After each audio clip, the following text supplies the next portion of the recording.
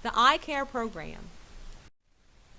35 years of alcohol, drug abuse, and violence prevention. Serving the East Baton Rouge Parish community since 1981.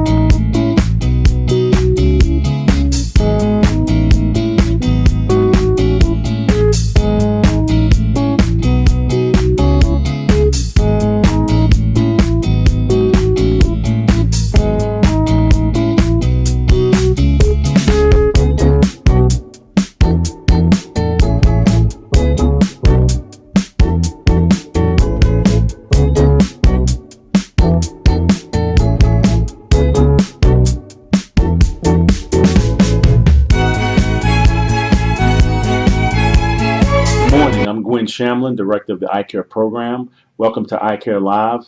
The Eye Care Live initiative was started 3-4 months ago, and each month we bring you a different topic on a different series of presentations by local experts and community members, people that we all look to for direction.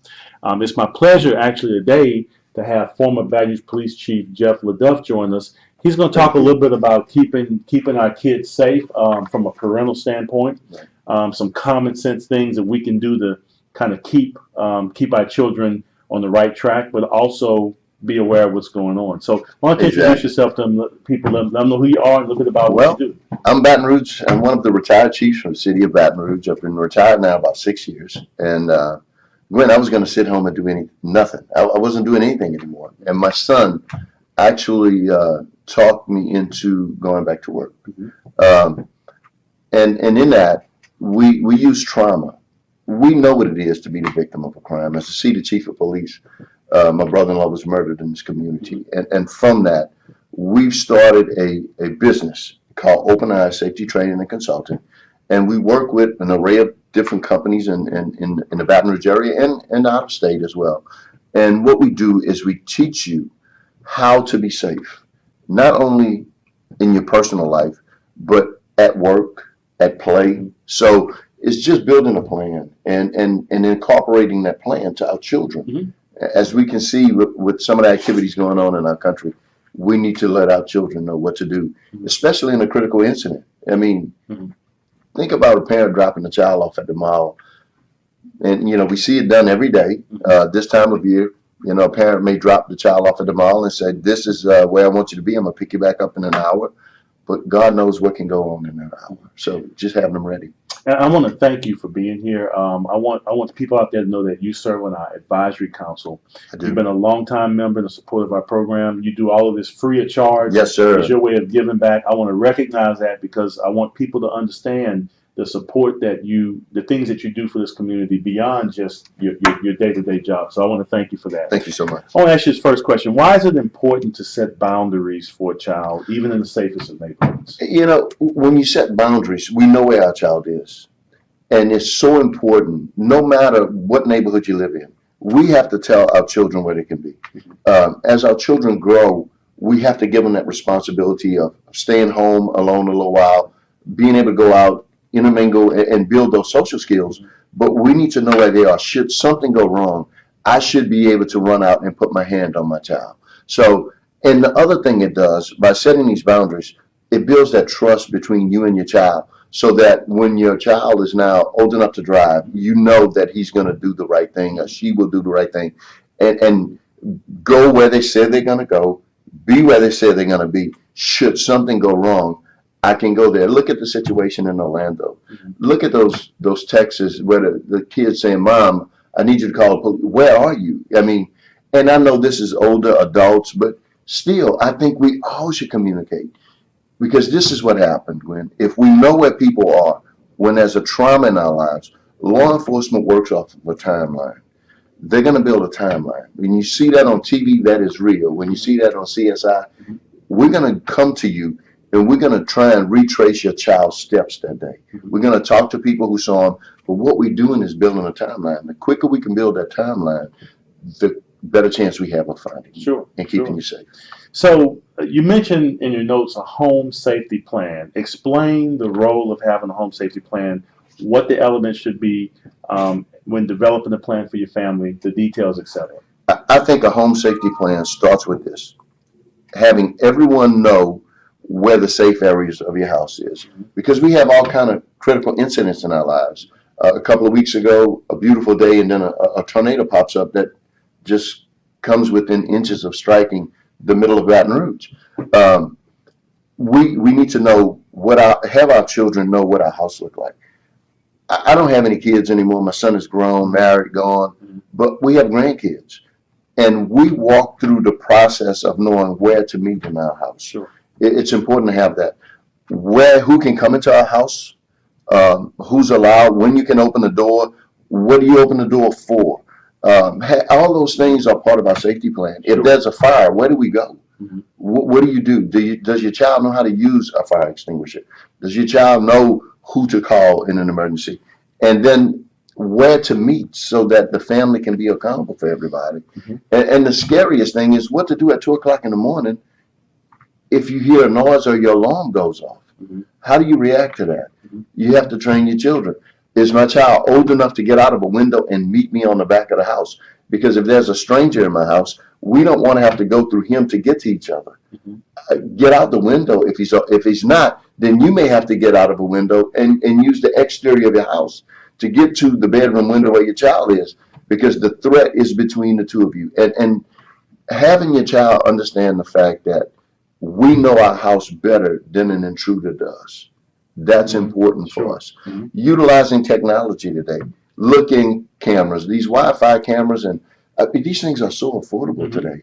And a parent can be at the store, at work, and actually see what's going on in the house from their own cell phone. Right. You can total control is a system that you can put on your alarm system, and it sends you text alerts every time your door is open, an alarm goes off. So we're staying in touch with our child. We live in a truly, we're in an in-touch world today. Sure.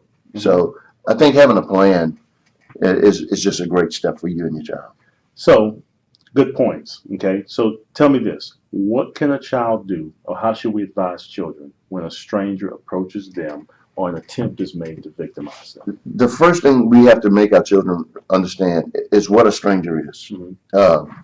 A stranger is anyone that comes into my space or your child's space uninvited. I don't care if you've seen him before, that's a stranger.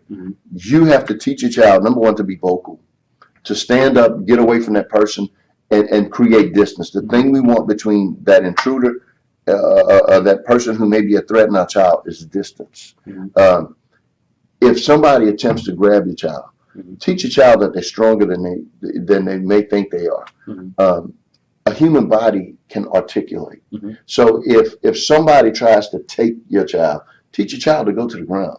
We're harder to hold from the ground, and we control height by going to the ground. By this, I mean, I'm 6'2", you're obviously maybe even a little taller than me. Sure. But if a child is on the ground, they make us 4 feet tall because now we have to bend over. Makes sense.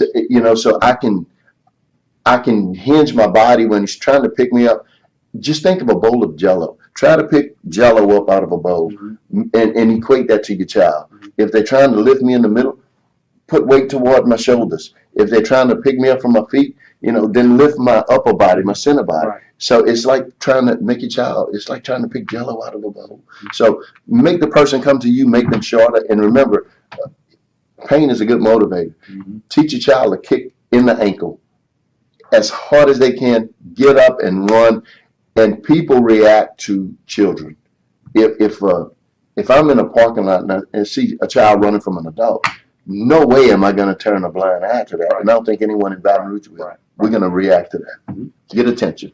So in this day and time, and I know this is as a parent, this is a real challenge, or was a challenge for me and for a number of parents. Cell phones, computer activities, email, social media, really Why is it important to monitor those things, and how do you do it? Well, I'm gonna tell you, for me, we didn't have that. My son, we're a little older, we're old folk, but I checked his room. Uh, I did inspections in my child's room, and I did that for a reason.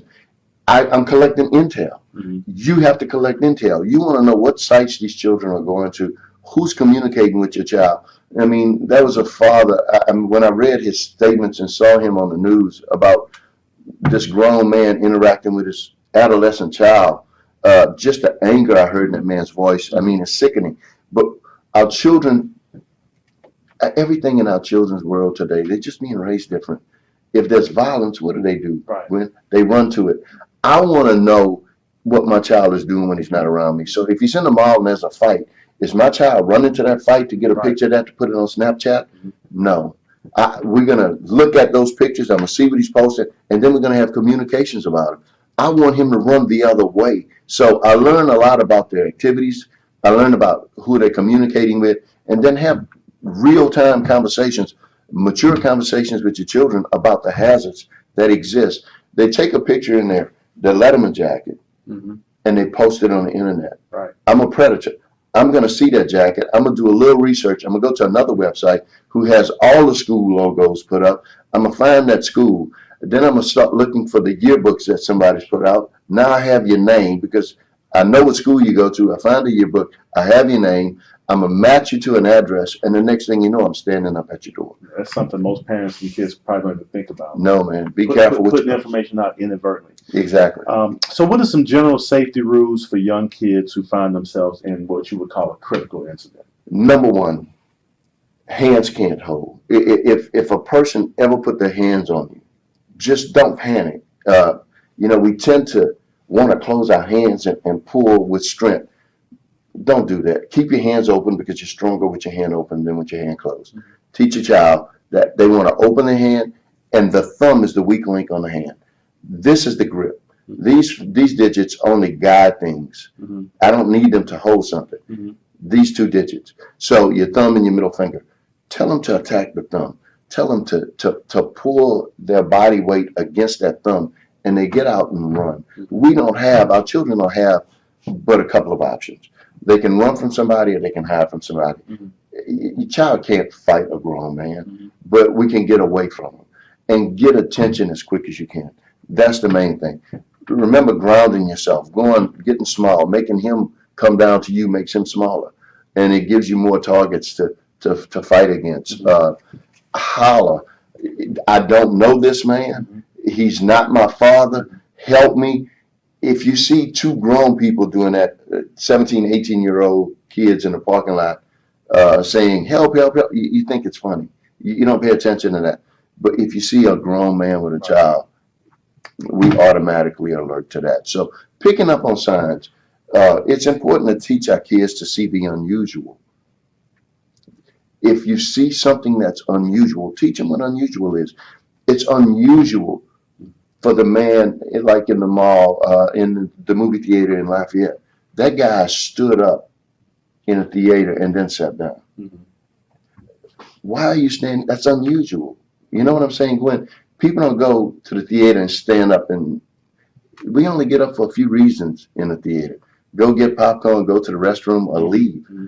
That's unusual. Teach them to recognize unusual things. Personal awareness is what Personal awareness, situational awareness.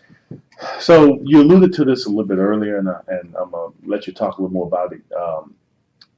How important is it for parents to be aware of their child's whereabouts? You mentioned that earlier, but I know it's a point you really want to drive home. Our kids, when they come up missing, you have a small window. Mm-hmm. I mean, it's easy to hide a kid. It's hard to transport an adult. It's easier to transport a kid. Sure. If you look at the statistics for this country, when our kids are missing and that time span goes beyond a few hours, it becomes critical then. Are we going to find them or not? You have to know where your child is so we can start that investigation. The quicker we can start in getting law enforcement involved and they find out who your child has been in touch with, somebody saw something. They're going to go to that area, they're going to start those sweeps, and they're going to build that timeline. So telling your child, I want to know where you are is one thing, but telling your child why you have to know is another thing. Sure. Really drive the point home about being honest about your whereabouts. Even if you're somewhere I don't want you to be, we're going to handle that. But don't get in the habit of lying to me, because we have an Amber Alert for children. We don't have that luxury. But all law enforcement will be looking for that child. We can Sure. put their face up in description of vehicles or abductors on the interstates, on billboards. People will work with us. We have signage now on interstate systems. Folks driving, they might be right next to that license plate. The quicker we know where you are and what you've done, who you've contacted, the better the chances are of finding you. Chief, I want to really thank you for being here today. Again, I can't put a value on what you do because you do so much more than a lot of people know. I do know that you're kind of in business for yourself, and I'd like you to maybe share some information. How do people get in touch with you if they need more information or Sure. they want services? How would they get Sure. in touch with you? It's easy. We have a website. The name of our business is Open Eyes Safety Training and Consulting. And you can contact us at info@openeyesbr.com. Our website address is openeyesbr.com. And we can be reached at telephone number 225-313-9713. So give us a call. We'll come in and take a holistic look at where you are. We can look at your house. We can look at your business. And we look at a 360 model when we want to train you how to be safe at home, work, and play. Well, we really appreciate you being pleasure. here. I want to thank you Thank you, my friend. again for coming in today, supporting this initiative. I'd like to have you back in the future to talk maybe focus on one of these points you've made. Yes, sir. I know there's a lot of interest around the internet and cell phone safety and that kind of thing for young Yes, it ladies, is. and so maybe we can talk about that in the future. I want to thank you for tuning in to iCare Live today. Please check in with us the first Wednesday of every month at lunchtime. And remember, our motto is to turn lunch into learning. Thank you for supporting our program, and we'll see you soon.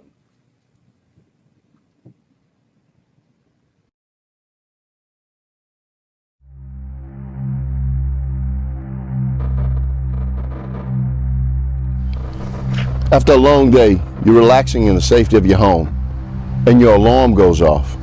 What do? I'm Jeff Leduff, retired Chief of Police for the City of Baton Rouge. And when your home is monitored by Custom Security, you know help is on the way. But what do you do till it arrives? Custom Security and Open Eyes Safety Training have teamed up to offer you custom security safety training classes. It'll tell you how to be safe at home, work, and play, how to get the most out of your alarm system, and how to develop a plan for you and your family. This class is free for Custom Security monitored customers. Go on our website and sign up now. This is Chief Jeff Leduff asking you all to be safe.